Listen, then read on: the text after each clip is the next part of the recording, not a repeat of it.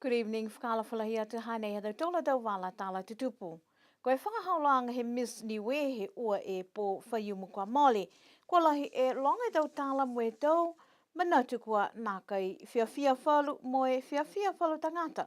Ka koe ono atu whoki, koe whai whakahaulanga pehenai na kai ke tau I mua. Pehe e taha he komisi ko whakatauka e whakahaulanga ko Robin he kau, mi tauki lahi e whakahaulanga I ki selo tolu. Moi kua tau se whakamita ki mai hako. Koe tau tala kua nā kai whakailoa o se tau weheanga, moi tau mena, kua la te tau whanau ke tau se, kua whakailoa o se ki he tau whanau, moi tau tangata lang matai, si kua nā kai lata ke whaimanatu nā kai whiawhia. Kai pehe e toko ua e mtakau e tau whanau whiwhine kua atu ke siwianga.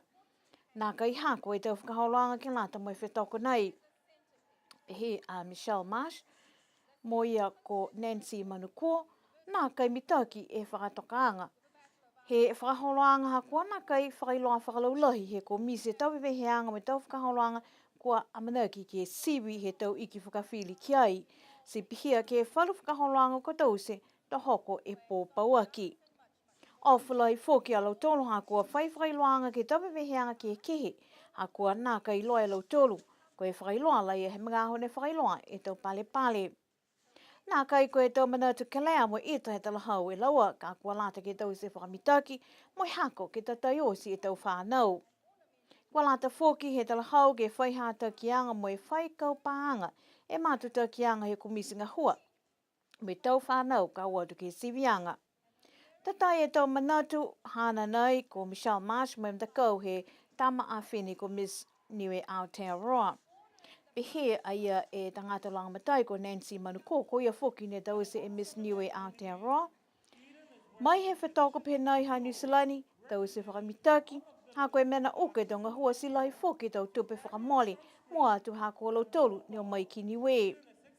Mai kua lata ke whakatatai o se tau mena ke lata me tau whanau whiwhine kua whetoko, kai aua ne ke tau se ke whalu, mai he whalu si kua lata ke whai whakaholanga whakahako, ke lata mui siwianga. Kai aua ne ke hiki whoki, kai ai whai whakailoanga ke whalu a tau whanau ke siwianga. Koe taha hu whoki ko hai ka hukui a Niue ke Miss South Pacific, ha kua nā kai mai kia ia kua moe fofo he po whaiumu ha kua tose hana tau moui. Pehe a Mr. Hekau kua whitāni he iloa ka nā kai mai kia ia ko whiwhili, kua tuku atu kia ia kua tū ua. Pehe a ia kua tū ua ko Michelle Marsh, manako ni a ia ke whakatauli hana mngaho he tau ka hau ke hukui a Niue, tunga kua tau se whamahani ke tau whakahaulanga penai ke longa tau kua mole. Koe tau manatu nā kai whiawhia he tau tangata ke whakahaulanga Miss Niue he tau nei, pehe a Robin, whiawhia lau tolu kua manatu pehe he tau tangata ke iloa e lau tolu ke whakamita ke tau ngahua ke he langa ka hau. Kai koe manatu he komisi, mitaki lahi e whakahaulanga si a manaki ke malikisi hake whoki, e taunu mea he tau I mua. Kai ke whai whakahaulanga penei, moi a wheni ka whakatoka ki ai. Kua tālanga tuai he matakau New Zealand Mint e taha tupe toki awha siliva ke whamanatua ke 5 tau he whakahaulanga TV ko Doctor Who. Tau se e tupe nei moi kauwhalatahanga he whai whakapuloa BBC Worldwide, Australia mo New Zealand. Koe tupe toki awha nei, tālanga mai he puini hiwa siliva moe tuai e puha telefoni moe tā whakasino ke whamanatuanga 5 e tau he whakahaulanga nei. Koe whakahaulanga Doctor Who ne ka mata whakamua he BBC he tau tahiwa ono fulmatolu moe whakakise ua fulmaono e whakahaulanga to whakausi he tau tahiwa walu fulmahiwa. Hongo folu ni e awhi tau tupe toki awha nei ke lalolangi katoa. Koe tupe nei, mai ke whakaonga I Niue ke ua e tā la, ka koe tupe nei whakatau tahai seu hongo fulmalima e tā la. Koe mga honei kua liu e whahinga hua ke tau se tau siwianga ke tau malalo hila mo tau kawe hila ke he tau lotokaina ha koe tau limekianga mai tau momo I tangata. Koe tapu kua mole ne tupu e tahale kua whakawhi tau tangata ha kua tuaha koe soka e taha tamatose moe mole hana mui.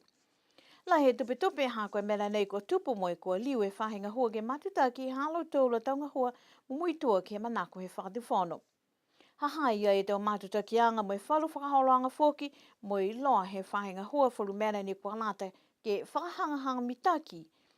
Atu kai mitaki foki ka mo e te hokutaki. Nā matutaki foki ni motu waha ke matanga hua kisi kaina. Ke mo e walei ha ke whakata uo mo e matakau nei. Si ke mga hui ka matutaki tanga te kaina pe ai. Aura ke whakia ha kua kaina I. E mena hako he nei, mitaki na kai ha kisi. Kai leo foki e motu ke tau tangata. Ke lata ke matutaki mai. Si ua e puhala ia ha ke mena motu. Ke matutaki ke lau matai tau tangata kisi kaina. Tu watu, mo e tau mga honi ki hea mai e tangata ki motu ke watu. Te lahau e spiro kwa mole tua e warongo fulu e loto kaina. Halo tolu kua watu mo e siwi kai mitaki kai ke kua whakailof ka hako ni e tau tangata ke mai ke lo tolu ke watu ke langmatai whakamawhisi. Kai ke kua whai mena e mga honi ni kua iloa e tangata ke lo kaina kua lata ke watu motu ki kisia tau waea ka ha ni ni mo ka ha kua lewa te ka ha. Kua lata ni ke matutaki mai ke watu motu ke lau matai. Si pihia ni kai ke kua soka ka po soka mai ka he tau ka toto ke paka filisa po ke sioki po ke sinki po ke hingoa po ke whanu ke whakamui ke muri ke matutaki mai ke ua tu matu ke lau matai e whakau ni ke ua liu foki ha ke he mena kai mai longa foki he tau tangata ke sive motu le tonga hua ka usi ka he tau si he tau tangata ngā hilo ko mena ia kua lata foki ni ke mai longa tau tangata mo e ua tau se foki he tangata hana tonga hua Muli ni ka ha ke mai kai ua tau si ka mai ni ka ke mua tau lau matai ke whainga hua mo lo tolu ni kua hai e pulutu ha ke iloa moli e tau se tau whiakau tau ke waia ka e tau moli mai mena ke lau matai ke ko tau mena ni he ki seo ka ke mai longa tau tangata Whakatu mau foki halo tolo tau hatakianga ki tau tangata kai ke kua whaile kua ki tau kawihila ke aua ni ke nonofo ke whakatali kai matutaki whakamawhisi ke whahi malolo hila hakua mai ke alo tolu ke langmatai mo e nā kai whaitutongi hakoi mera ni kua mua ke pui pui e tau mamui tangata. Koe whakawhilianga takulunga hai niwe he pungi ni nai kua molea e uafulu e whakahala he mtakau leo ke lata mo e tau tangata. Ka kua kisia e longa fuke whakahala kua whakatolu maki ha kua nā kai hohoko e tau tangata whakamoli pokolo tolu kua tangai tau whakahala ki ai. Taha e whakahala ki ai e matua onanga whulmawalu tau mui e tau mui ne tuku ke whale pui pui he tau mga hala kua mole. Ua e whakahala haana ka kua ta ke taha ke lata mo e whakataanga he kanawa kau whana. Koe taha he tau whakahala kua whakaonga i e kanawa kau whana, taha e seo mita ke whale nofo kua whakamoli. Nā kai la moa e whakahikoanga ki he po ke whamau pōpāanga ki he tau ala tala nei, mai ia he whakawhilianga toko luanga hai niwe. Koe ka kua kisia koe tau whakahala, po ke taho ko tau ki amdakau leo leo, kua tumauni ke kisia koe laulahi ki he tau pele o afi, si pihia ki he whakaholo he tau pele o afi, nā kai mitaki. Koe wheoa laka pi fitu hea whaiumu lahi e whiawhia halau tolu ko mamata atu ke tau wheoa pia foki mo e tamatakau ne kua whetoko ke tau nei. Whae matakau ko hohoko atu ke wheoa hea whaiumu me kamata whakamua a lufi mako mo tuapa. Lahi e malolo he mtakau ha tuapa ke mo e kau tu he kamatanga e whetoko whakamua e tau wheoa laka pi fitu he tau nei. Koe pele ke ua ke whetoko a wasele mo e kalapu Southern Marlins mo e kau tu a Southern Marlins. Ko tau whewa mai a whaiumu o e kau hawa sele mo tuapa, takitaha e mui, mo takitaha e kau ha Southern Marlins mo alofi mako. Ko e palelai ne nai ne whono e komisi mo e tau mene sae tau mta kau ko whiwhili ke whakahoko e whetoko fitu ke he aho ua whulumahiwa ia Iuni, mo e pele whakausi ke ha hong whulumatolo ia Iulai, ha koe tau whakaholoanga he a whaiumu ko mole, ko pākia whalua tau whanau si ko manako ke whakatoka atu ke tau ahui mua. Ke whakahiko te wala tala tutupu, koe tau whewa ke lata mai mga hala plene te polo ke tau nei kua manaki ke whakatoa toa ke whahita punai.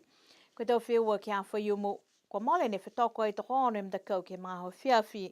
Ne wheo ke tau malolohe da mdakau ha tuapa mo hakupu stars mdakau ua. Lahi e makaka e mdakau ua ha hakupu mo e tau a whine mui. Halau tolu kai whakau se tau whewa koe hongwhulmau e ola hakupu, whangwhulmau ne ola ha tuapa. Koe taha whiua whoki, he mta kau taha kupu me mta kau ha YouTube la he vihu. Kau tu e mta kau ha kupu tolungu fulu maone ola mo e tolungu fulu mawha kia al YouTube. Ke whiua ke tolu ai ko pele e mta kau ha mutalau mo Classic Flames. Pehe mai e mta kau Niuean 18th Netball Association kai ke ko a fua mita ki ke whaita punei to mai ki ke whakakatoa toa osi. E tau whiua ke whakausi mo e tau whiua ke hau tuloto mo e pele ha kupu stars taha mo tuapa. Mana ki ke mawhole tau whiua he tau mta kau. Ana tau tolu a tau wala tahala tutupu ke lau te ia mo e a whiawhinei. Nona wha mo e mawhola.